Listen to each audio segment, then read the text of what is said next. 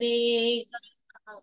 जैसे हरणी नदी के जल के लिए, वैसे ही परमेश्वर मैं तेरे लिए हाँफता हूँ। जीवते ईश्वर परमेश्वर का प्यासा हूँ। जैसे हरणी नदी के जल के लिए, जब तक तुम यहोवा के संग रहोगे, तब तक वो तुम्हारे संग रहेगा। जब तक तुम यहोवा के संग रहोगे, तब तक वो तुम्हारे संग रहेगा। यदि तुम उसकी खोज में रहो, तो वो तुमसे मिला करेगा।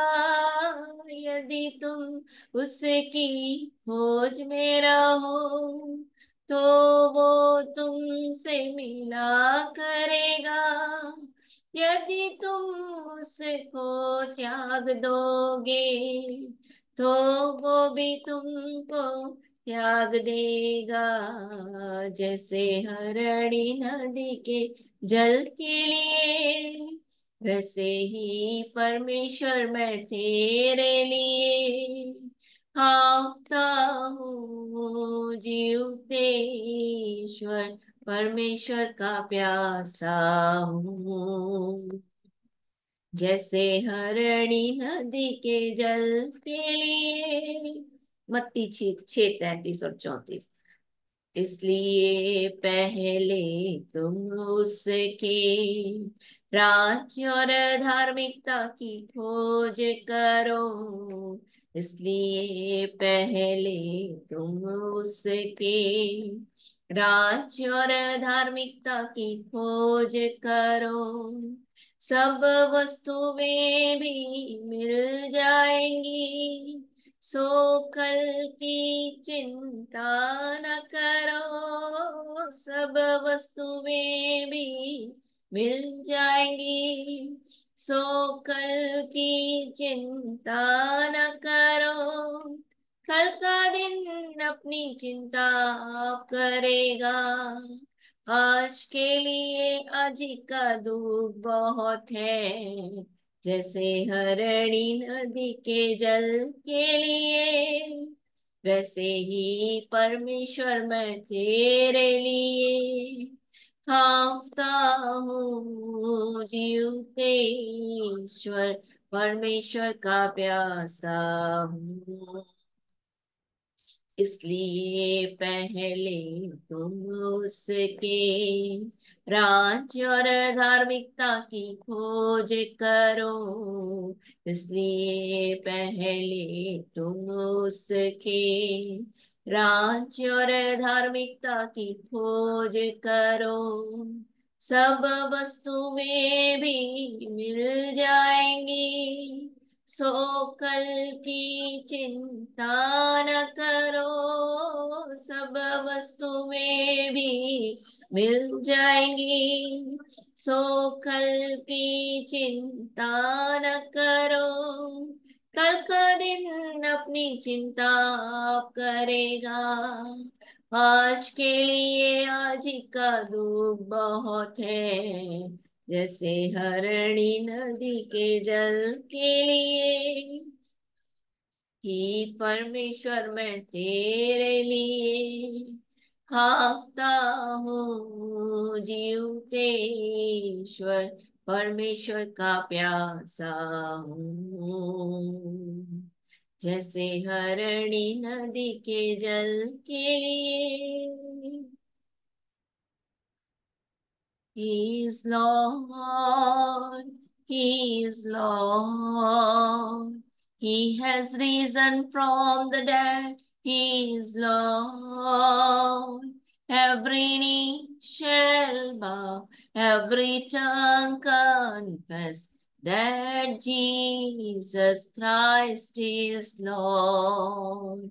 प्रभु है, प्रभु है, मुर्दों में से जी उठा वो प्रभु है। हर एक घुटना टिकेगा, हर जुबान कहेगी कि यीशु मेरा प्रभु है, राजा है, राजा है, संसार को जीत लिया वो राजा है। हर एक घुटना टिकेगा, हर जुबान कहेगी कि यीशु मेरा राजा है, त्राता है, त्राता है, पाप क्षमा करने वाला त्राता है। हर एक घुटना टिकेगा, हर जुबान कहेगी कि यीशु मेरा त्राता है, ज्योति है, ज्योति है, अंधकार मिटाने वाला ज्योति है। हर एक घुटना टिकेगा, हर जुबान कहेगी कि यीशु मेरी ज्योति है, जीवन है, जीवन है, मृत्यु से बचाने वाला जीवन है। हर एक घुटना टिकेगा, हर जुबान कहेगी कि यीशु मेरा जीवन है। स्वर्ग और पृथ्वी के अधिकारी, आज के इस दिन के लिए प्रभु हम आपका धन्यवाद करते हैं, क्योंकि आप प्रेमी, दयालु, अनुग्रहकारी, विलंब से कोप करने वाले, अति करुणामय परमेश्वर, दुख देने से प्रसन्न नहीं होते, इसलिए हम आपका धन्यवाद करते हैं। धन्यवाद देते हैं अपने उद्धार करता प्रभु यीशु मसीह के लिए, जो आपके स्वरूप में होकर भी आपके तुल्य होने को अपने वश में रखने की वस्तु नहीं समझा, अपने आप को शून्य कर दिया, दास का स्वरूप धारण किया, मनुष्य की समानता में हो गया, मनुष्य के रूप में प्रकट होकर अपने आप को दीन किया, यहाँ तक आज्ञाकारी रहा कि मृत्यु, हाँ, क्रूस की मृत्यु सहली।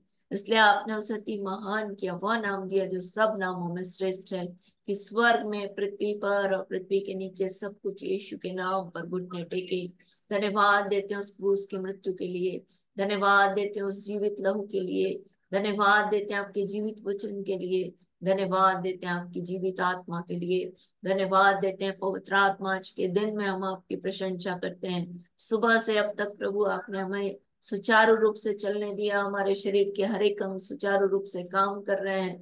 हाँ प्रभु, ये अवसर दिया कि हम आपकी महिमा करें, आप चुनकर आपने समीप आने का अवसर दिया कि हम आपके भवन के उत्तम उत्तम पदार्थों से तृप्त किए जाएं, इसलिए हम आपका धन्यवाद करते हैं। आज के दिन पवित्र आत्मा हर एक के जीवन के लिए हम आपकी तारीफ करते हैं, बीते समयों में जो आपने इनके जीवन के लिए काम किया प्रभु, उसके लिए हम आपका धन्यवाद करते हैं।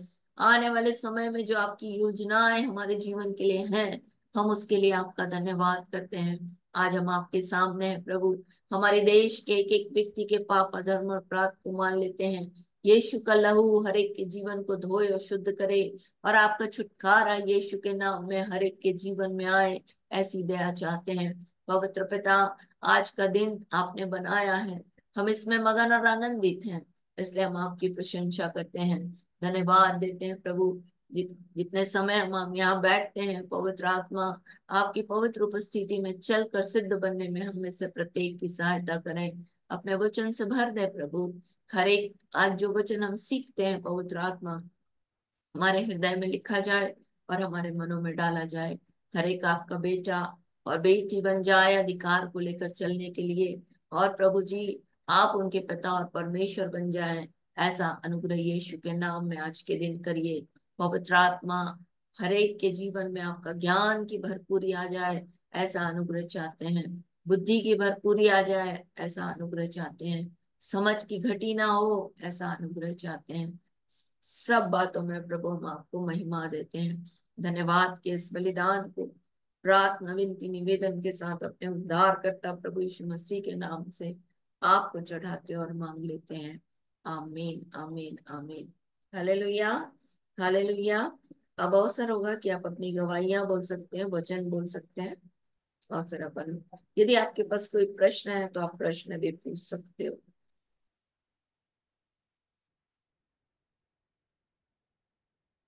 जल्दी जल्दी ना। दीदी, मेरा एक प्रश्न है। यदि भाई कहला करके वो अपना ही बात कहे और दूसरे का सुने ना, तो ऐसे व्यक्ति के बारे में आप क्या कहें? मैं क्या कहती हूँ, नहीं बाइबल क्या कहती है वो बताओ। हाँ, वही मतलब दीदी।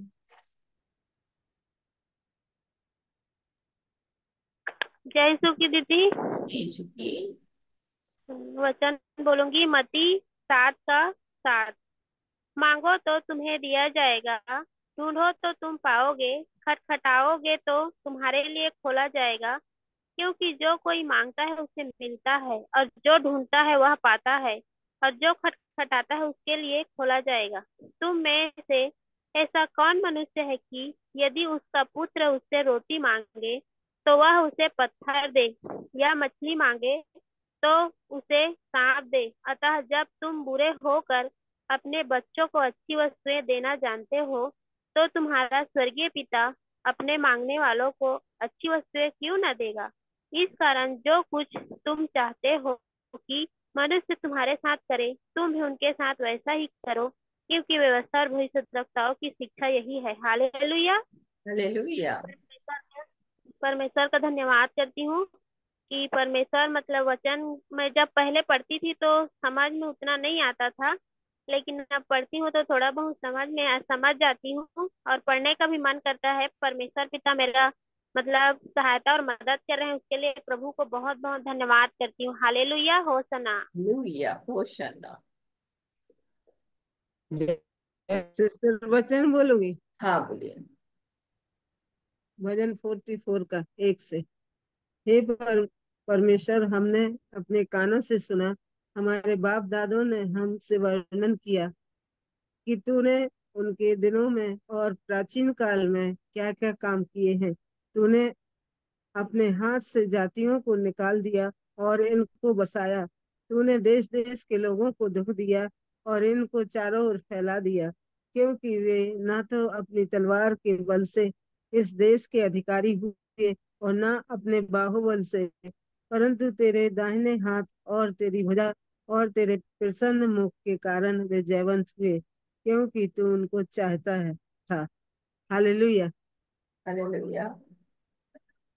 होशन्ना। जय शुक्रिया। जय श्री दीदी। जय यीशु की। वचन बोलेंगे मत्ती 6 अध्याय का 14, 15 और 33 और 34। इसलिए यदि तुम मनुष्य के अपराध क्षमा करोगे तो तुम्हारा स्वर्गीय पिता भी तुम्हारा अपराध क्षमा करेगा, और यदि तुम मनुष्य के अपराध क्षमा न करोगे, तुम्हारा पिता भी तुम्हारे अपराध को क्षमा न करेगा। 33, 34। इसलिए पहले तुम परमेश्वर की राज्य और उसकी धार्मिकता की खोज करो, तो सब वस्तुएं तुम्हें मिल जाएंगी।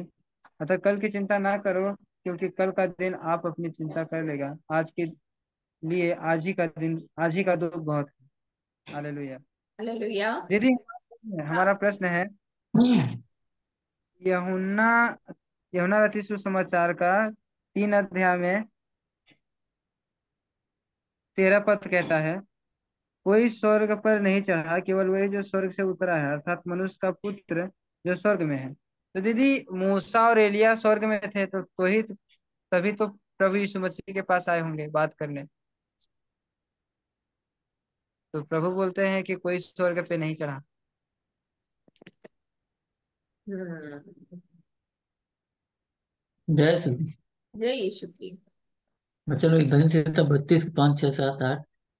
जब मैंने अपना पाप तुझ पर प्रकट किया और अपना अधर्म को ना छिपाया, और कहा मैं यहोवा के सामने अपने अपराधों को मान लूंगा, तब तूने मेरे अधर्म और पाप को क्षमा कर दिया है। इस कारण हर एक भक्त तुझ तुझसे ऐसे समय में प्रार्थना करे जब तू मिल सकता है। निश्चय जब जल की बाढ़ आए तो भी उस भक्ति के पास न पहुंचेगी। तू मेरे छिपने का स्थान है, तो संकट में मेरी सहायता करेगा। तू मुझे चारों ओर छुटकारे गीतों से घेर लेगा। मैं तुझे बुद्धि दूंगा, जिस मार्ग में तुझे चलना होगा उसमें तेरी अगुवाई करूंगा। मैं तुझ पर कृपा दृष्टि रखूंगा और सम्मति दिया करूंगा। हालेलुया। हालेलुया।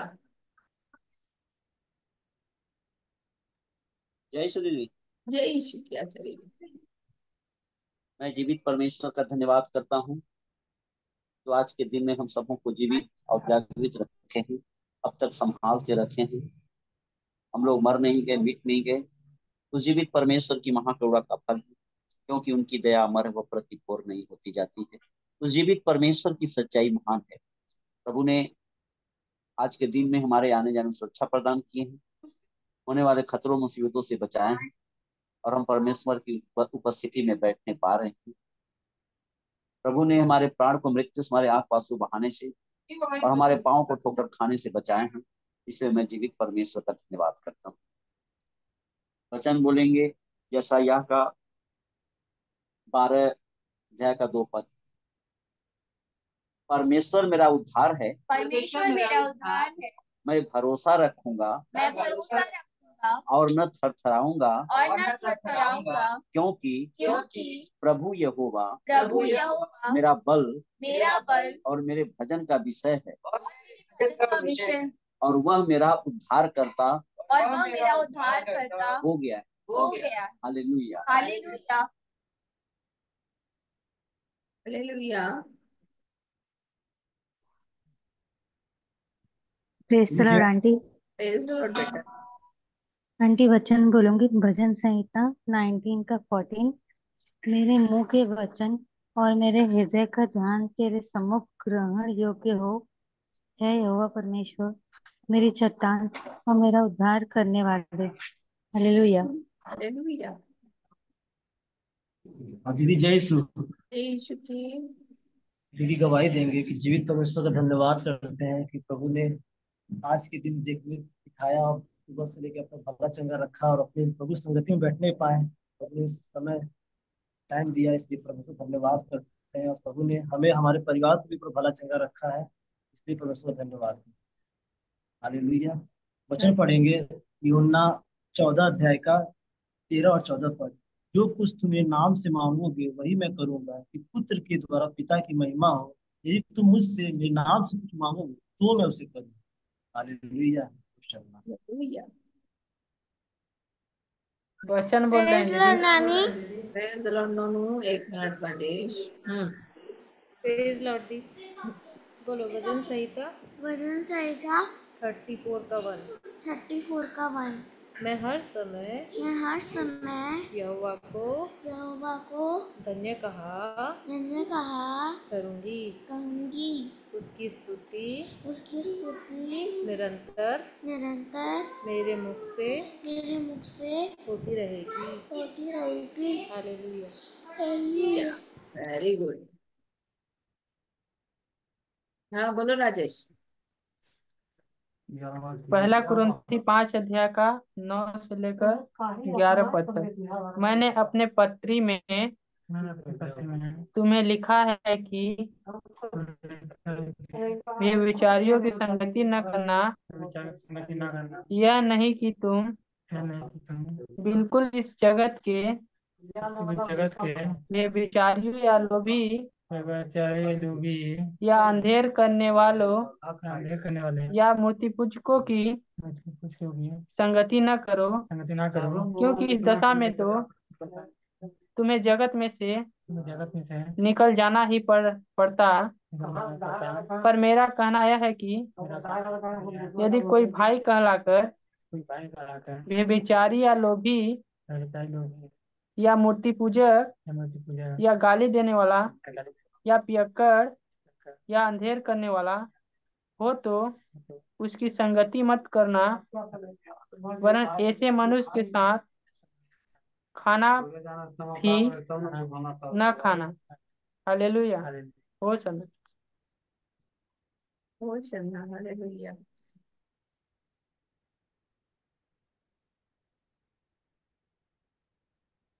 तो प्रभु का धन्यवाद। हम लोग जल्दी जल्दी अपने प्रश्नों के उत्तर में जाएंगे। कितना हो गया? 8:57 है ना? 8:57। चलो टाइम है अभी।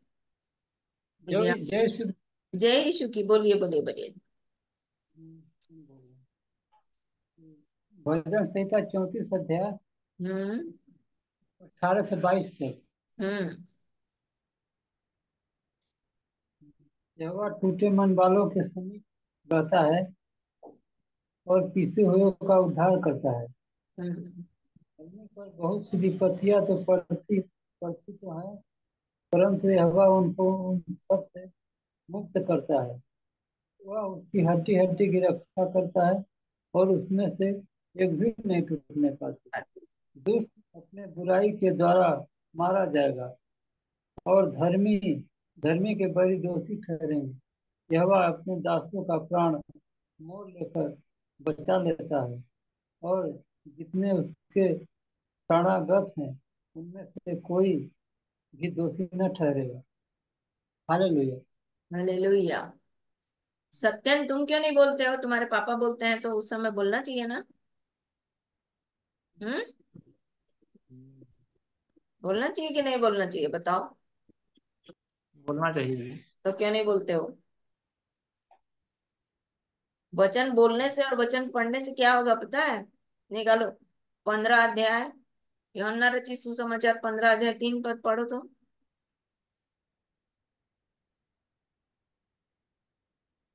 यूहन्ना रचित सुसमाचार उसका 15 अध्याय उसका 3 पद।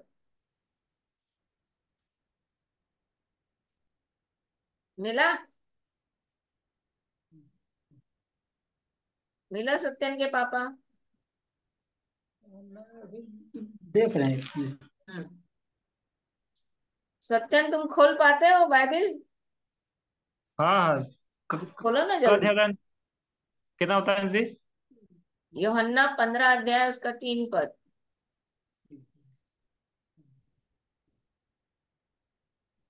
तुम तो उस वचन के कारण जो मैंने तुमसे कहा है शुद्ध रहो। क्या है? शुद्ध होते हो। तो जब तुम वचन बोलते हो तो क्या होता है? अंदर से शुद्ध होते हो। इसलिए वचन बोलना चाहिए। अच्छा, निकालो प्रकाशित वाक्य उसका 1 अध्याय 3 पद।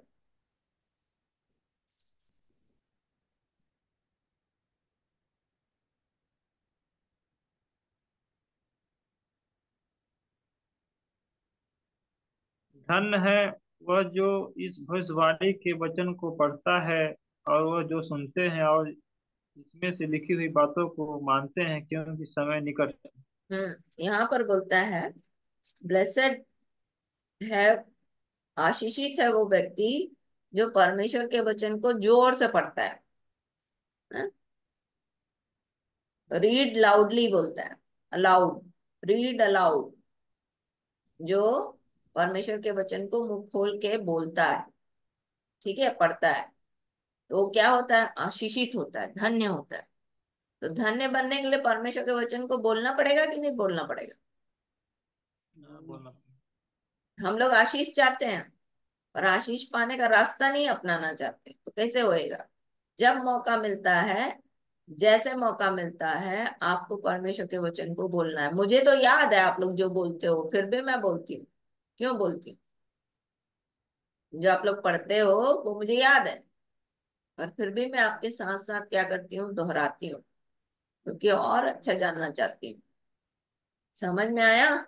इसलिए जब परमेश्वर के वचन को बोलने का मौका मिलता है, बोलो।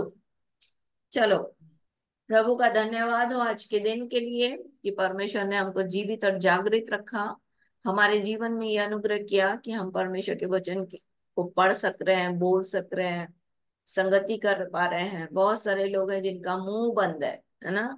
एक समय आता है जब लकवा मार देता है तो मुंह बंद ही हो जाता है, मुंह टेढ़ा हो जाता है, लोग बोल ही नहीं पाते, है ना।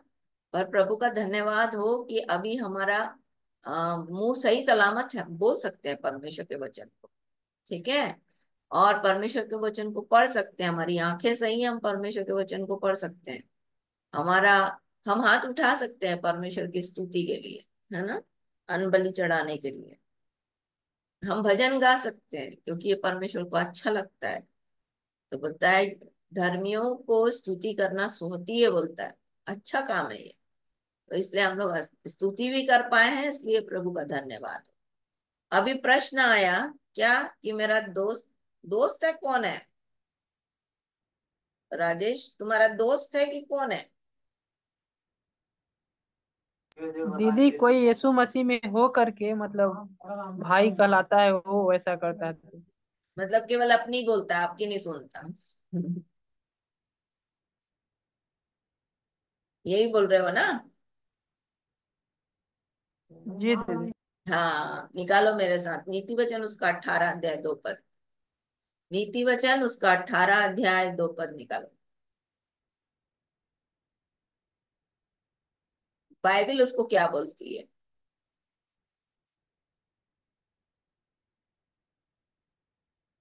प्रभु यीशु मसीह को जानने के बाद भी अगर एक व्यक्ति केवल अपनी बात रखना चाहता है, किसी दूसरे की सुनना नहीं चाहता है, तो उसको बाइबल क्या बोलती है? नीति वचन उसका 18 अध्याय 2 पद पढ़ो। दीदी इधर से मैं आवाज आ रहा है, उधर से पढ़वाइए ना। मैं पढ़ के सुना रही, ठीक है? मूर्ख का मन समझ की बातों पर नहीं लगता, वह केवल अपने मन की बात प्रकट करना चाहता है। मतलब दूसरा कोई बोले तो उसको नहीं समझ में आएगा, और समझना चाहते भी नहीं, केवल अपनी बात रखना चाहते हैं। ऐसे लोगों को बाइबल क्या बोलती है? मूर्ख। अच्छा, नीति वचन उसका 26 अध्याय निकाल।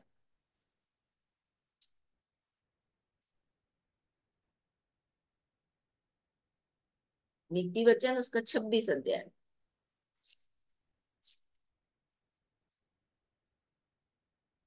अगर आप नीति वचन पढ़ोगे तो बहुत सारे मूर्खों की दुर्दशा के बारे में बताया है, पर चूंकि बात की चर्चा चल रही है कि सामने वाला जो है आपकी सुनता ही नहीं, केवल अपनी बात रखना चाहता है, तो बाइबल उसको मूर्ख बोलती है। अच्छा, ये मूर्ख कैसे होते हैं? मूर्ख के साथ कैसा व्यवहार करना चाहिए? जैसे इसने पूछा, हमको समझ में आ गया कि जो अपनी बात रखना चाहता है वो बाइबल बोलती है मूर्ख। अब मूर्ख के साथ आपको कैसा व्यवहार करना चाहिए? नीति वचन उसका 26 अध्याय 4 पद बोलता है, मूर्ख को उसकी मूर्खता के अनुसार उत्तर ना देना, ऐसा ना हो कि तू उसके तुल्य ठहरे। ठीक है? तो जब मूर्ख बात करता है तो उस समय चुप हो जाना है। फालतू उसके साथ बात करोगी तो वो केवल आप उसी के समान ठहरोगे, इसलिए उससे बात करना सही नहीं। हाँ, एक बात है, फिर 5 पद में बोलता है, मूर्ख को उसकी मूर्खता के अनुसार उत्तर देना, ऐसा ना हो कि वो अपने लेखे बुद्धिमान बने।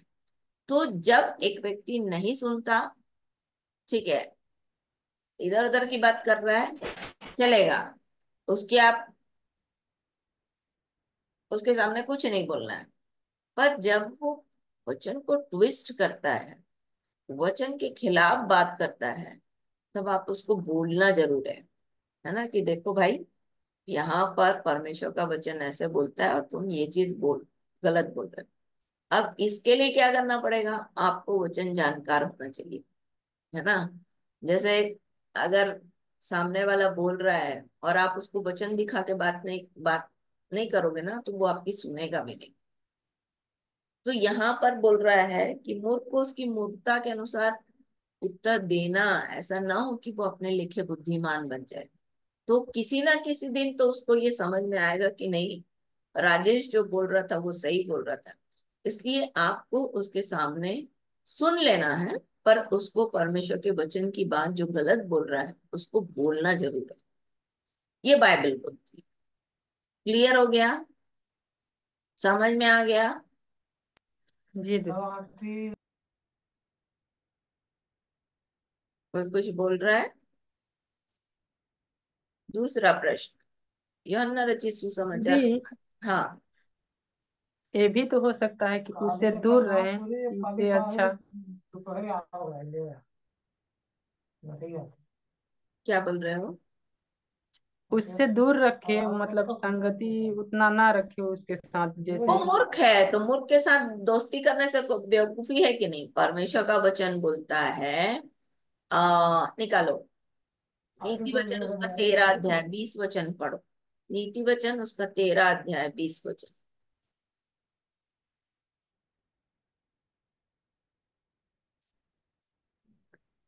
बुद्धिमानों की संगति कर तब तो बुद्धिमान हो जाएगा, परंतु मूर्खों का साथी नष्ट हो जाएगा।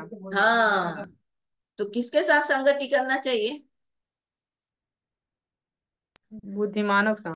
हाँ, क्योंकि मूर्खों के साथ संगति करोगे तो नष्ट हो जाओगे, उसी के जैसे बनोगे। तो बाइबल एक एक चीज का उत्तर देती है। तो ऐसे लोगों के साथ संगति करने से कोई फायदा नहीं है जो परमेश्वर के वचन को ट्विस्ट कर रहे हैं। ऐसे लोगों के साथ आप रहोगे तो धीरे धीरे वो बातें आपके अंदर घुसनी चली जाएगी। आपकी नहीं सुनेंगे वो, अपनी सुनाएंगे, तो धीरे धीरे वो बातें क्या होंगी, आपके अंदर घुसती चली जाएंगी। इसलिए ऐसे लोगों से दूर रहना बेटर है, अच्छा है। समझ में आया? जी दीदी। यह न रचित सुसमाचार उसका 3 अध्याय।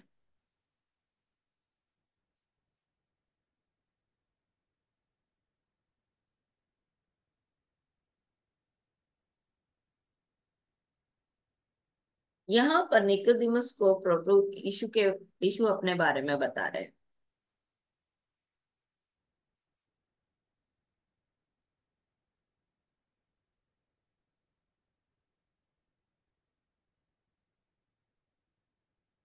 और जब अपने बारे में बता रहे हैं तो वहां पर बोल रहे हैं कि कोई स्वर्ग पर नहीं चढ़ा, केवल वही जो स्वर्ग से उतरा,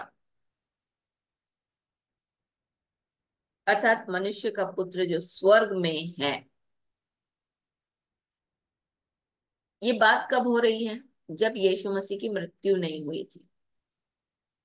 समझ में आ रहा है सोनू? हाँ दीदी। और दीदी। सुनो सुनो, मेरा मेरा बात कंप्लीट होने दो। यीशु मसीह की मृत्यु नहीं हुई थी, यीशु मसीह मरकर जीने उठे थे। तो अभी जितने तुम मूसा और एलिया की बात कर रहे हो वो सब कहाँ थे? वो अधलोक में थे। ठीक है, वो अधलोक में थे। अब आप बोलोगे कि अरे वो तो स्वर्ग से नीचे आए थे ना। हाँ, वो एक स्थान है जहां पर परमेश्वर ने धर्मियों को रखा, जो प्रभु के भय में जीते थे। परंतु परमेश्वर का वचन बोलता है ना कि मार्ग, सत्य और जीवन मैं ही हूँ, बिना मेरे द्वारा कोई पिता के पास नहीं पहुंच सकता। इसका मतलब उस पिता के पास जाने के लिए यीशु मसीह की जरूरत है। बिना यीशु मसीह के रास्ते के एक व्यक्ति नहीं जा सकता। तो इसीलिए परमेश्वर ने क्या किया, जब यीशु मसीह मर कर जी उठा तो सबसे पहले उसने क्या किया? पहला पत्रस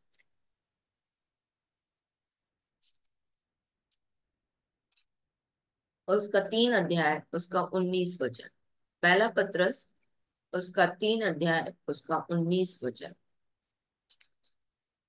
पहला पत्रस 3 अध्याय। पढ़े दीदी पढ़े। आप पढ़ो ना। उसी में उसने जाकर कैदी और आत्माओं को भी प्रचार किया। अभी यीशु मसीह को क्या करना पड़ा? जाके उनको प्रचार करना पड़ा। उद्धार का संदेश जो आपके और मेरे जीवन के लिए परमेश्वर ने रखा था, वो उद्धार का संदेश उनको पहुंचाया गया। और इसीलिए यूहन्ना बपतिस्मा देने वाले के समय में ये कहा गया कि भविष्यद्वक्ताओं में यूहन्ना बपतिस्मा देने वाले से बड़ा कोई नहीं, परंतु स्वर्ग के राज्य में छोटे से छोटा उनसे बड़ा है। किनसे? इन भविष्यद्वक्ताओं से। तो ये जो अनुग्रह हमको मिला, तो हम अभी क्या है, यीशु मसीह पर विश्वास करके डायरेक्ट परमेश्वर के पास पहुंच जाते हैं। पर इन लोगों ने यीशु का संदेश सुना और तब प्रभु, इसलिए बोलता है ना, जब आप पतरस की पुस्तक में पढ़ोगे, पहला पतरस में, तो बोलता है भविष्यद्वक्ता और स्वर्गदूत दोनों इसकी आशा रखते थे देखने की, क्योंकि उनको समझ में ही नहीं आ रहा था कि परमेश्वर करने क्या जा रहा है। तो परमेश्वर भविष्यद्वक्ताओं के जीवन में भी जो उन दिनों में थे, वो स्वर्ग में नहीं चढ़ पाए थे। मतलब जहां यीशु मसीह और पिता है वहां पर नहीं थे। इसलिए बोलता है कि कोई स्वर्ग में नहीं चढ़ा, केवल वही जो स्वर्ग से उतरा, अर्थात मनुष्य का पुत्र जो स्वर्ग में है। मतलब वो अभी फिजिकल में है, पर फिर भी वो कहाँ था? वो स्वर्ग में था। इसलिए बोल रहा है स्वर्ग की बातें बोलूंगा तो तुमको समझ में ही नहीं आएगा। निकोदेमुस को बोलता है यदि मैं पृथ्वी की बात बोल रहा हूँ तुमको समझ में नहीं आ रहा, तो जब मैं स्वर्ग की बात बोलूंगा तो तुमको क्या समझ में आएगा? समझ में आया सोनू? अब बोल सकते हो।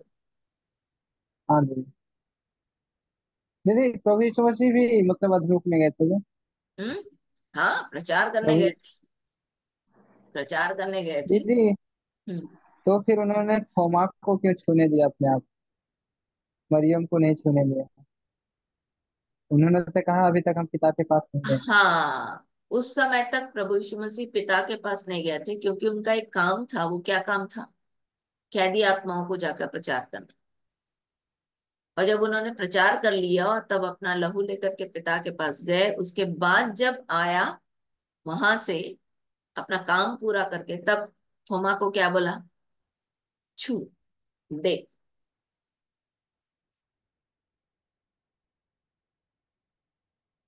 समझ। दीदी तो दीदी फिर वो किसे, दीदी यीशु तो अपने चेलों के साथ दिखाई दिए 40 दिन तक ना, साथ पे है, तो फिर वहां कैसे चले नहीं गए? नहीं नहीं, तुरंत नहीं दिखाई दिए। चलो निकालो लूका की किताब।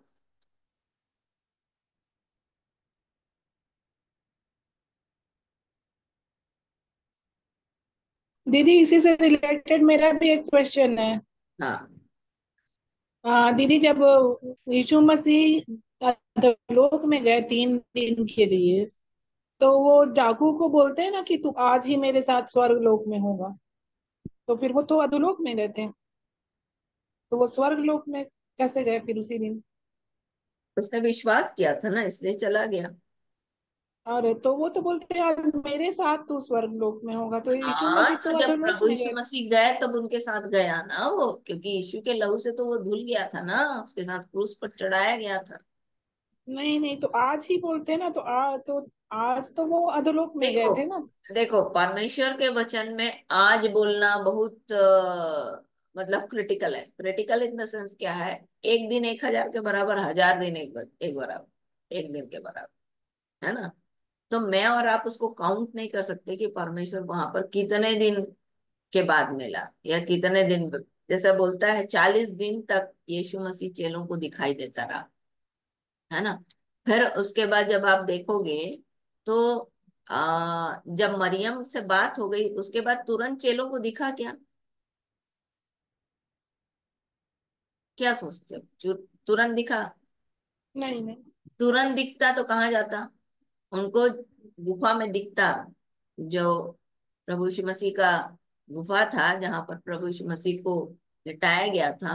वहां पर कौन थे? स्वर्गदूत थे। स्वर्गदूत थे। वहां पर यीशु मसीह नहीं था। हम्म। ठीक है। और यीशु मसीह तुरंत क्या हुआ? कैदी आत्माओं को प्रचार करने गया। उसके बाद कहाँ गया? उसके बाद जब वहां पर मरियम को दिखाई दिया तो बोला उसको मत छू अभी मेरे को, है ना? ये कब था? ये भोर का समय था, जब वो मलने के लिए क्या किए थे, आए थे उन लोग, सुगंध द्रव। 24 24 अध्याय, लूका की किताब, उसका 24 अध्याय 1 पद। परंतु सप्ताह के पहले दिन बड़े भोर को वे उस सुगंधित वस्तुओं को जो उन्होंने तैयार की थी लेकर कब्र में आई।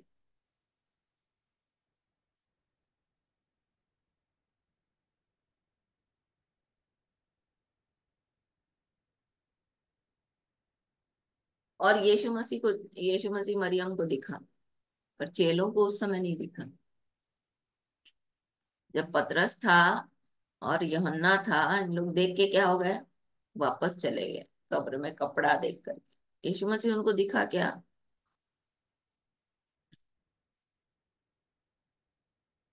दिखा था यीशु मसीह उनको?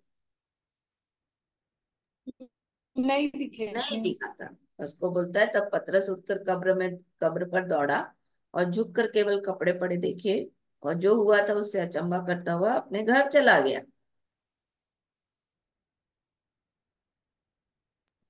दीदी लेकिन समूएल के आत्मा को तो बुलाया जाता है ना स्वर्ग से, भूत हाँ सिद्धि करने वाले के द्वारा। हाँ हाँ। वहां पर स्वर्ग का जिक्र किया गया है। इसी को तो बोलते हैं ना, यहूदियों के शास्त्र के हिसाब से, यहूदियों की मान्यता के हिसाब से 7 स्वर्ग है। और बाइबल में जो वर्णन है वो 3 स्वर्ग का है। इसीलिए पौलुस जो है पहला कुरिन्थियों उसका 12 अध्याय, सॉरी दूसरा कुरिन्थियों उसका 12 अध्याय, दूसरा कुरिन्थियों की पत्री उसका 12 अध्याय।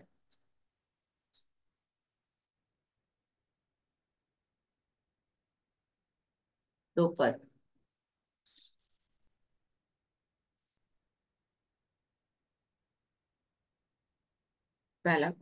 दूसरा कुरिन्थियों उसका 12 अध्याय उसका 2 पद।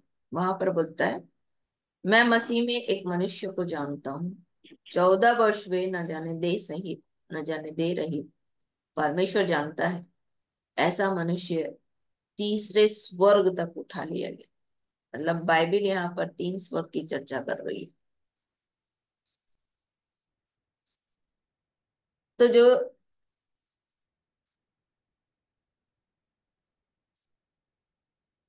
यहूदियों का मानना है कि एक स्वर्ग जो आकाश है, जिसमें इसको शैतान को जिसमें स्थान दिया गया, उसमें भी हेवन का चर्चा है। फिर उसके बाद एक जो स्थान है जहां पर इनको रखा गया मृत्यु के जाने के बाद। फिर एक स्थान है जहां पर प्रभु यीशु मसीह पर विश्वास करने के द्वारा एक स्थान पर पहुंचाया गया। फिर एक स्थान जो है जिसमें परमेश्वर उपस्थित होता है, परमेश्वर रहता है। इसलिए जब आप 22 अध्याय में जब आओगे तो वहां पर जिस स्वर्ग की चर्चा है, वहां पर बोलता है कि मेमना उसका दीपक होगा, परमेश्वर दोनों उजियाले में रहेंगे, और किसी और कुछ होगा ही नहीं वहां, है ना। तो वो एक स्थान है जहां पर केवल परमेश्वर है। फिर इससे पहले देखोगे तो यीशु मसीह की चर्चा है, और यीशु मसीह लहू से धुला हुआ है और मुहर को तोड़ रहा है, ये सब चीज की चर्चा है। तो परमेश्वर का एक अपना स्थान है, परमेश्वर के लोगों के लिए एक स्थान रखा गया है जहां पर न्याय का सिंहासन के सामने वही बात, जब आखिरी जजमेंट होगा, उस आखिरी जजमेंट के बाद फिर एक फाइनल जहां जहां लेके भेजना है वहां वहां लेके भेजेगा। तो यहूदी मत के अनुसार 7 स्वर्ग है, और बाइबल के अनुसार जो बाइबल में और आप पकड़े हुए हैं उसमें 3 स्वर्ग की चर्चा की गई है। अब लोग इधर उधर से निकाल नुकुल के बताते हैं कि ऐसा ऐसा हो सकता है, पर वास्तविकता में इसमें उतना स्पष्ट सब चीजें नहीं लिखी गई। कुछ कुछ चीजें समझ में आती हैं। और हाँ, वहां पर तो ये निकल आया था, कौन, शम्बेल ही आया था जब उस सिद्धि वाले ने बुलाया था। इसलिए शाऊल को बोला कि तू भी मेरे साथ आज, तेरे और तेरे पुत्रों के साथ तू आज मेरे साथ रहेगा। तो लोग, समझ में आया नीलम? जी दीदी, तो इसका मतलब ये हुआ दीदी कि प्रभु यीशु मसीह के आगमन से पहले जितने स्वर्गीय राज्य के भागी थे वो सब कैदी एक आत्मा के रूप एक में एक लोक में ही। ऐसे स्थान पर रखे गए थे जो वहां पे वो जिसको अधलोक बोला गया। जी जी।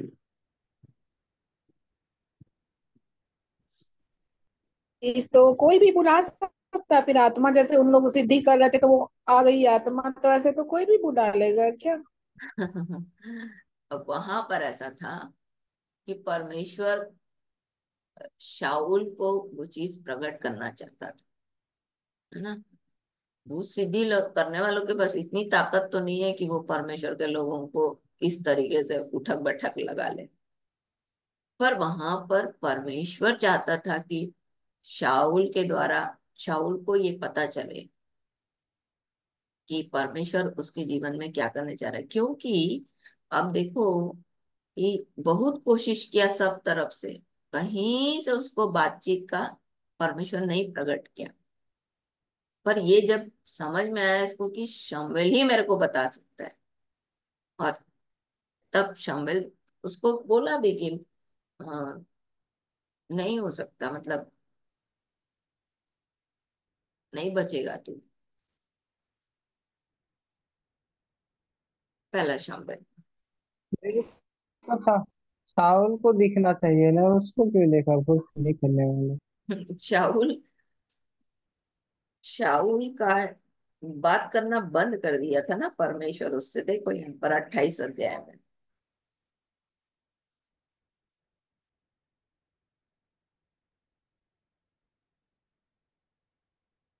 6 पद। तब शाऊल ने यहोवा से पूछा, तब यहोवा ने ना तो स्वप्न के द्वारा उसे उत्तर दिया, न उरीम के द्वारा, न भविष्यद्वक्ता के द्वारा। तब शाऊल ने अपने कर्मचारियों से कहा, मेरे लिए एक भूत सिद्धि करने वाली को ढूंढो कि मैं उसके पास जाकर उससे पूछूं। तो एक बात मुझे जो समझ में आती है वो ये, कि जब तक परमेश्वर ना चाहे कोई भी ये काम नहीं कर सकता। परमेश्वर अलाउ करेगा, परमेश्वर उसको आज्ञा देगा कि हाँ ठीक है अभी जाओ, तब जा पाएगा। इसी को शमूएल जब आया तो क्या बोलता है, शाऊल ने कहा, मैं बड़े संकट में हूँ क्योंकि पलिश्ती मेरे साथ लड़ रहे हैं और परमेश्वर ने मुझे छोड़ दिया है। अब मुझे ना तो भविष्यद्वक्ताओं के द्वारा उत्तर देता है, न स्वप्नों के, इसलिए मैंने तुझे बुलाया कि तू मुझे जता दे कि मैं क्या करूं। शमूएल ने कहा, जब यहोवा तुझे छोड़कर तेरा शत्रु बन गया तब तू मुझसे क्यों पूछता है। यहोवा ने तो जैसा मुझसे कहलवाया था वैसे ही उसने व्यवहार किया, अर्थात उसने तेरे हाथ से राज्य छीन कर तेरे पड़ोसी दाऊद को दे दिया।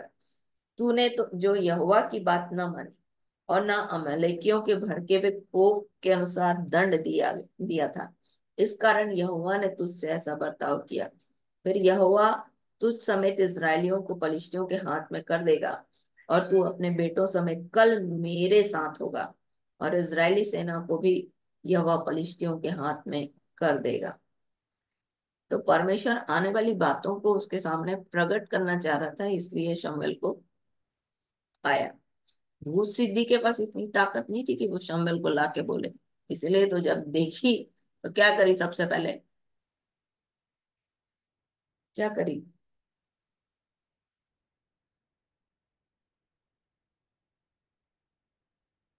चिल्लाई डर के मारे।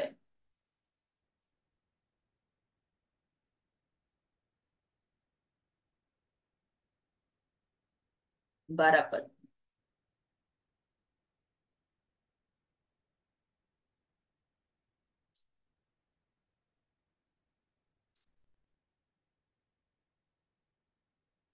कि शमूएल आ गया यहाँ।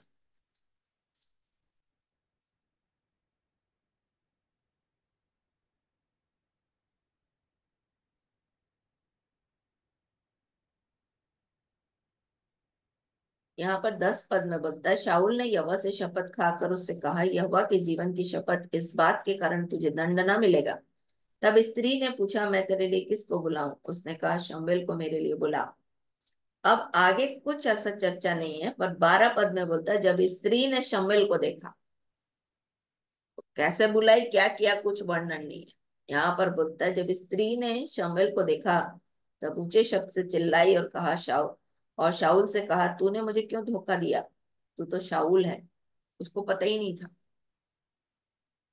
अगर उसको इतना पता होता कि ये शामुएल को बुला रहा है, मतलब कौन है ये,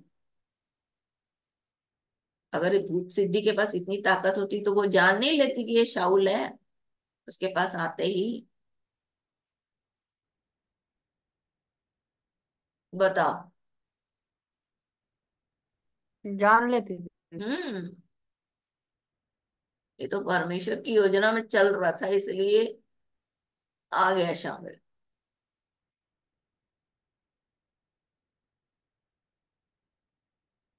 इसीलिए तो लोग बोलते हैं ना, अरे भविष्यवक्ता, जितने भविष्यवक्ता बनते हैं उनको बोलते हैं, कोविड के बारे में पता नहीं चला किसी को, भविष्यवक्ता थे तो इतना भविष्यवाणी कर रहे थे। किसी को यहाँ के बारे में पता नहीं चला, यहाँ ऐसा ऐसा होने वाला है। और कुछ लोग हैं जो भाभी कहने वाले हैं। अभी एक ज्योतिषी है जो 4 PM में दिखाता है, उसने पहले से भविष्यवाणी की थी कि हाँ दक्षिण भारत में और उत्तर भारत में कुछ कुछ होने जा रहा है, प्राकृतिक आपदा आएगी कर। बाकी कोई तो कुछ नहीं बोला।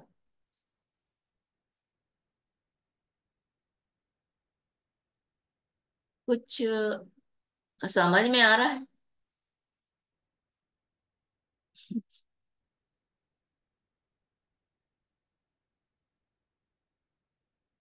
कोई तो माइक ऑन करके बोलो।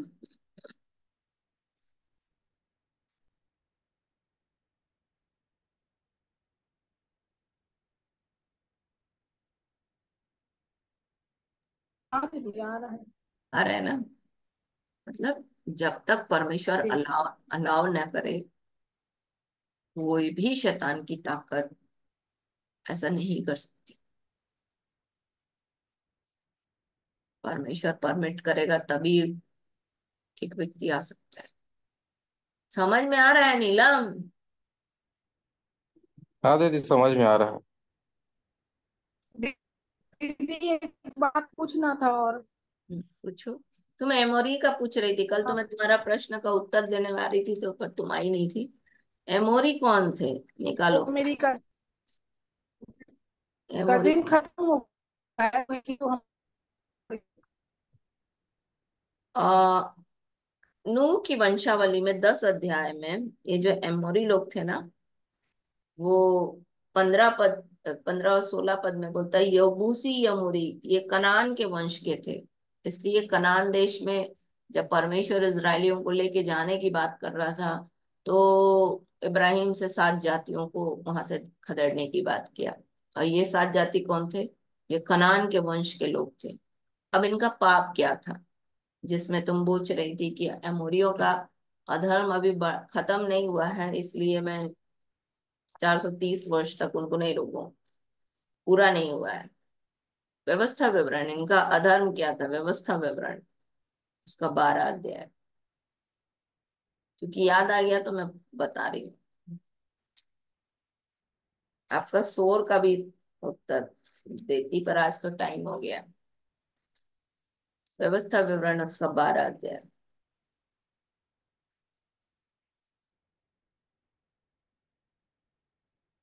कनानी लोगों का पाप क्या था एग्जैक्ट, आप जब यहाँ देखोगे तो वही सब दिखेगा।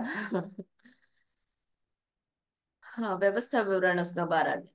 जो देश तुम्हारे पूर्वजों के परमेश्वर यहोवा ने तुम्हें अधिकार में लेने को दिया है, उसमें जब तक तुम भूमि पर जीवित रहो तब तक इन विधियों और नियमों को मानने में चौकसी करना। जिन जातियों के तुम अधिकारी होगे, उनके लोग ऊंचे ऊंचे पहाड़ों या टीलों पर या किसी भांति के हरे वृक्ष के तले, जितने स्थानों में वह अपने देवताओं की उपासना करते हैं, उन सबों को तुम पूरी रीति से नष्ट कर देना। उनकी वेदियों को ढा देना, उनकी लाटों को तोड़ देना, उनकी अशेरा नाम मूर्ति को आग में जला देना, और उनकी देवताओं की खुदी हुई मूर्तों को काट कर गिरा देना, कि वे उस देश में से उनके नाम तक मिट जाए। पाप क्या था इनका? यही, परमेश्वर को छोड़ के ये अपनी कलाकृति और अपने प्रकृति की पूजा कर रहे थे। समझ में आया नहीं माँ? वो शोर का बाद में बताऊंगी, तुम अपना प्रश्न पूछो। हाँ दीदी ये आ गया। कुछ प्रश्न कर रही थी, पूछो।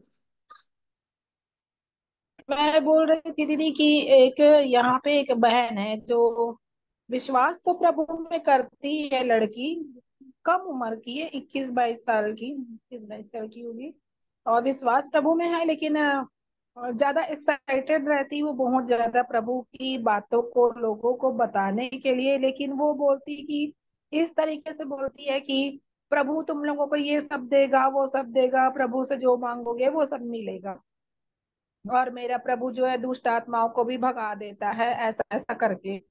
और ये जो मारुति लाइफ स्टाइल में वो काम करती है, मतलब किसी के घर में ऐसी मेड का काम करती है।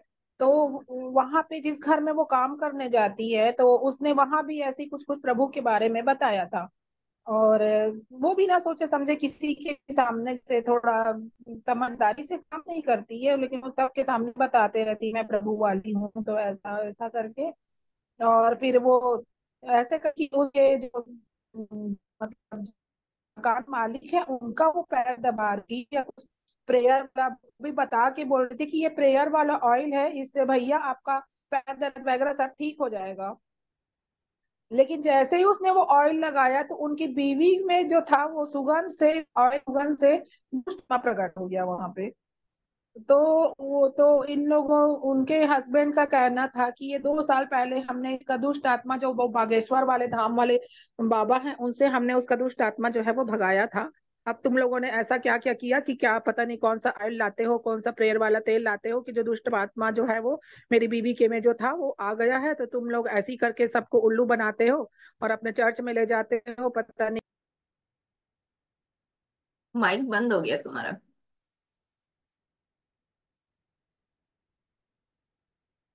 माइक बंद हो गया नीमा। माइक बंद हो गया नीमा।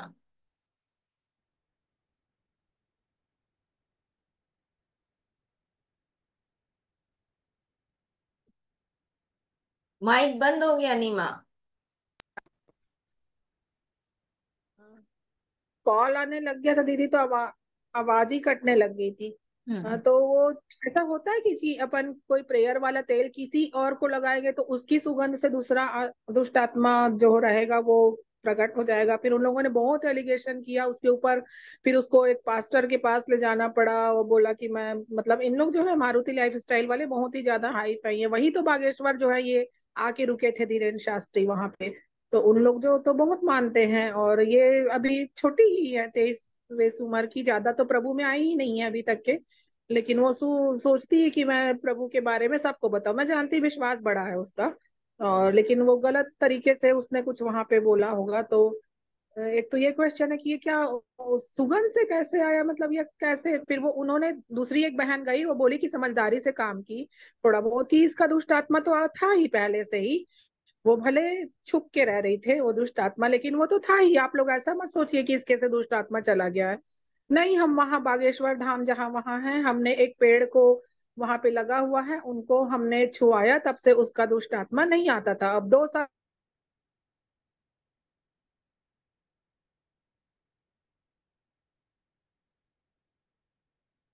माइक बंद हो गया तुम्हारा।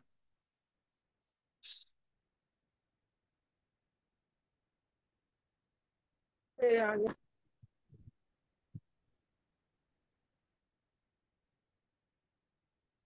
माइक बंद हो गया नीमा।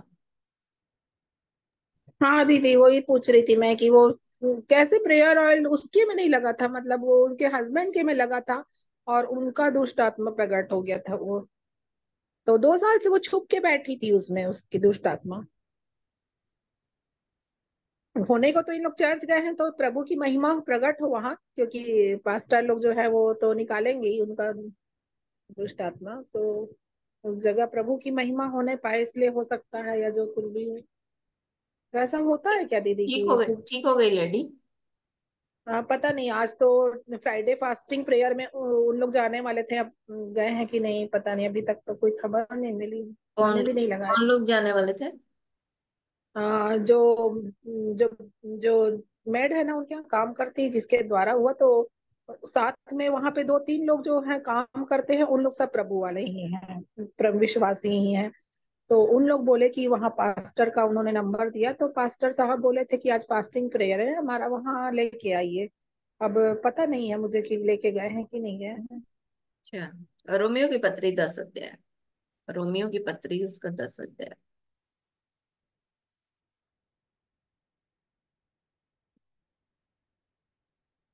एक और दो पद। रोमियो की पत्री 10 अध्याय 1 और 2 पद।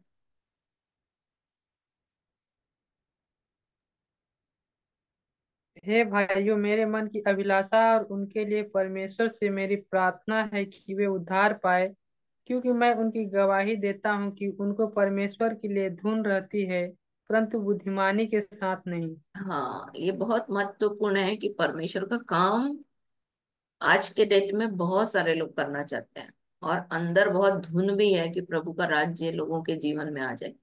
पर, पर काम कैसे करना है? बुद्धिमानी से करना है।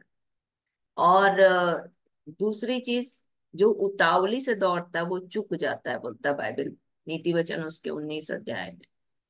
तो सबसे पहले महत्वपूर्ण है कि एक व्यक्ति वचन के द्वारा स्थिर हो, और परमेश्वर के वचन को लोगों तक पहुंचाए। मैं हमेशा एक उदाहरण देती हूँ, समय तो हो रहा है पर मैं उस उदाहरण को जरूर दूंगी, कि एक व्यक्ति जो है उसको बहुत मन है खाना खिलाने का, है ना। और वो क्या करता है, एक झोला उठाता है, साइकिल उठाता है और सोचता है कि मैं गरीबों को खाना देने जाऊँ, खाना खिलाऊं। और चलते चलते रास्ते में गरीब भी मिल जाता है उसको, भूखा भी मिल जाता है, क्योंकि भूखों की तो कमी है नहीं। तो वो साइकिल खड़ा करता है और बोलता है आओ आओ, मैं तुमको खाना खिलाऊंगा। और जब खाना खिलाने आता है के लिए उनको बुलाता है, वो लोग आ जाते हैं। तो जब झोला खोलता है तो झोला खाली रहता है। तो ना तो उनकी भूख मिटी, ना इसका परिश्रम सार्थक हुआ, सब कुछ व्यर्थ चला गया। तो लोग परमेश्वर की सेवा तो करना चाहते हैं पर खाली झोले के साथ, मतलब उनके पास परमेश्वर का वचन नहीं है और वो दूसरों को वचन बताने चलते हैं। और एक चीज है कि जब मैं शुरुआत में चाहती थी कि बहुत सारे लोगों के जीवन में काम हो, तो भैया मुझे बोलते थे कि बच्चा पैदा करना आसान है, बच्चा को बड़ा करके एक सही तरीके से उसको मार्गदर्शन देते हुए दिशा तक पहुंचाना बहुत कठिन है। तो लोग क्या है ना, बच्चा पैदा करने के लिए तो बहुत उत्सुक होते हैं और बच्चा पैदा भी हो जाता है, क्योंकि यीशु मसीह पैदा करता है ना। बोलता है जितनों ने उसे ग्रहण किया उसने उन्हें अपनी संतान होने का अधिकार दिया। तो परमेश्वर चिन्ह और चमत्कारों के द्वारा अपने वचन को दृढ़ कर देता है, लोग बच्चे हो जाते हैं, प्रभु यीशु मसीह के पास आ जाते हैं, संतान तो बन जाते हैं, बेटे तो बन जाते हैं, पर उस पुत्रत्व का अधिकार पाने के लिए परिश्रम व्यर्थ चले जाता है। तो आज बहुत सारे लोगों की यही दशा है।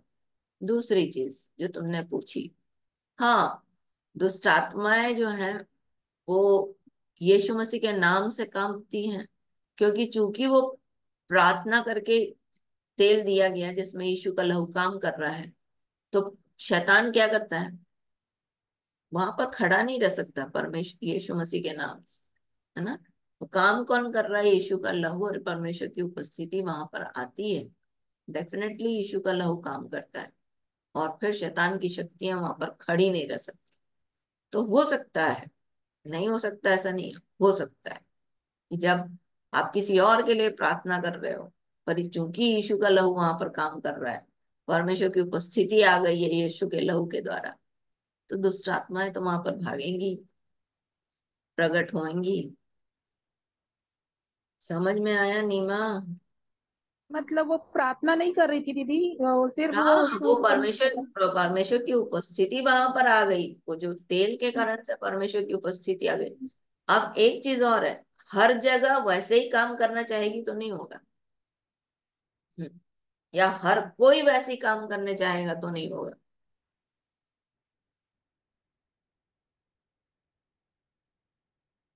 जी इसलिए दीदी। बोलता है ना, न चाहने वाले की और न दौड़ने वाले की, ये तो दया करने वाले परमेश्वर की बात है। उनके जीवन को परमेश्वर बचाना चाहता है, इसलिए परमेश्वर ने ऐसा होने दिया। अब प्रभु करे, हम लोग प्रार्थना करेंगे इस छुटकारे के द्वारा वो किसको जान जाए, सत्य को जान जाए, और सत्य उनके जीवन में उद्धार को के साथ स्वतंत्रता को भी ले आए। आओ प्रार्थना करेंगे। स्वर्ग और पृथ्वी के अधिकारी, आज के इस दिन के लिए हम आपका धन्यवाद धन्यवाद धन्यवाद करते हैं प्रभु। न जाने देह सहित न जाने देह रहित पौलुस जो है वो तीसरे स्वर्ग में उठा लिया गया। प्रभु हम आपका धन्यवाद करते हैं कि आपने आज के दिन हमारे जीवन में जो धुंधली है, हम जानते हैं कि जब हम सर्व सिद्ध आएगा तो सब कुछ हम पर प्रकट हो जाएगा। प्रभु आज के दिन जो बातें हमें धुंधली सी दिखाई देती हैं, हमारी सहायता करें कि और भी ये बातें हम पर प्रकट हों, हमारी आंखें खोलें ताकि हम आपकी व्यवस्था की अद्भुत बातों को देख सकें। पवित्र आत्मा, रात्रि की सुरक्षा के लिए हम आपकी ओर देखते हैं, दिन के नए प्रकाश के लिए आपकी ओर देखते हैं। कल का दिन जो आप देने जा रहे हैं उसमें हमारा जीवन आपकी इच्छा के अनुसार हो, ऐसी दया चाहते हैं। पवित्र आत्मा, आपका मुख का प्रकाश हमारे जीवन में चमके, हमारे बीच में जो बीमार है उन्हें यीशु के नाम में चंगा कर दें। हाँ प्रभु जी, दया करें, जिन्होंने स्वर्ग और पृथ्वी को नहीं बनाया उनका नाम पृथ्वी के ऊपर से, स्वर्ग के नीचे से यीशु के नाम में मिटने पाए। पवित्र आत्मा आज के दिन हर एक प्रधानता और अधिकारों को, आकाश के अंधकार के हाकिम और दुष्ट की आत्मिक सेनाओं को जो आकाश में है, और आपका राज्य लोगों के जीवन में आने से रोकती है, उसे हम यीशु के नाम में बांधते हैं। और आपके उद्धार, सामर्थ, राज्य और मसीह के अधिकार को पुनरुत्थित और विजयी यीशु के नाम में उन सब के लिए खोल देते हैं जो उनके बंद में हैं। पवित्र आत्मा, आपका उद्धार का काम लोगों के जीवन में पूरा हो रहा है और आप कर रहे हैं काम, इसलिए हम आपका धन्यवाद करते हैं। आने वाले समय में हम आपकी महिमा को और भी देखने पाएंगे, इसलिए हम आपका धन्यवाद करते हैं। यदि आप आते हैं तो हम आपके साथ बादलों पर जाना चाहते हैं। पवित्र आत्मा हमारी सहायता करें। सब बातों में हम आपको महिमा देते हैं। जब तक हम एक दूसरे से न मिले प्रभु, आने वाले समय में एक दूसरे के लिए आपकी आत्मा की अगुवाई में प्रार्थना कर सके। पवित्र आत्मा, हर एक दुष्ट आत्मा यीशु के नाम में जाने पाए, लोग स्वतंत्र होने पाए और आपका छुटकारा लोगों के जीवन में आने पाए। उस बहन और उस परिवार के लिए भी हम आपके अनुग्रह को मांगते हैं यीशु के नाम में प्रभु, आपका छुटकारा उनके जीवन में आने पाए। उस बच्ची के लिए हम प्रार्थना करते हैं प्रभु, जिस धुन को वो रखती है वो बुद्धिमानी से काम कर सके, ऐसा अनुग्रह चाहते हैं प्रभु। पवित्र आत्मा, वैसे ही बहुत सारे लोग हैं जो इसी प्रकार से सेवकाई कर रहे हैं, उन सब के लिए प्रभु हम आपके अनुग्रह को मांगते हैं। हाँ पवित्र आत्मा, आप आने वाले समय में अपने वचन के प्रकाश में लोगों को लेकर चलेंगे, इसलिए हम आपका धन्यवाद करते हैं। सारा आदर, सारी महिमा हम अपने जीवन से आपको देते हैं। धन्यवाद के इस बलिदान को प्रार्थना, विनती, निवेदन के साथ अपने उद्धार करता प्रभु यीशु मसीह के नाम से आपको चढ़ाते और मांग लेते हैं। Amen, amen, amen. Hallelujah, hallelujah, hallelujah. Hosanna, hosanna, hosanna. सबको जय यीशु। मैं दीदी हाँ आए लिए प्रार्थना करना था भैया का पेट के लिए। हाँ, स्वर्ग और पृथ्वी के राजा यीशु के नाम में प्रभु, इस तेल पर आपके लहू को मांगते हैं जो विश्वास करने के द्वारा कार्यकारी होता है। जिस स्थान पर इसका इस्तेमाल किया जाए प्रभु, आपकी धार्मिकता, पवित्रता और छुटकारा यीशु के नाम में आ जाए। अपने वचन को दृढ़ करें, अपने अनुग्रही वचन की गवाही दें, यीशु के नाम में मांगते हैं। आमीन, आमीन, आमीन। मैं बहुत सारी जगहों में मैंने देखा है, किसी और के लिए प्रार्थना कर रहे हैं, काम किसी और के जीवन में हो रहा है। मैं अभी गई थी कहाँ पर, गुजरात गई थी। गुजरात में देखा एक लड़के को लाया गया जो पागल था, उसके लिए प्रार्थना करने के लिए उसको बुलाया गया। और प्रभु का आत्मा मैं नहीं जानती थी कि मैं जो लड़का उसको लेकर आया वो उसका भाई था, और पवित्र आत्मा उसके जीवन में काम करना चाहता था। तो जब लाया गया इसके लिए, तो जीवन किसने दिया? पहले उसने दिया, उसके भाई ने दिया। तो ऐसे प्रभु काम करते हैं। तो ये प्रभु का काम है भाई, है ना। बोलता ना, जो आंखों ने नहीं देखा, जो कानों ने नहीं सुना, जो बातें चित्त में नहीं चढ़ी, परमेश्वर ने अपने प्रेम रखने वालों के लिए तैयार की। ऐसे मैंने बहुत जगह परमेश्वर के काम को देखा है, इसलिए मैं जानती हूँ कि प्रभु कहीं भी कुछ भी कर सकते हैं। चलो, सबको जय यीशु की। कल मिलते हैं।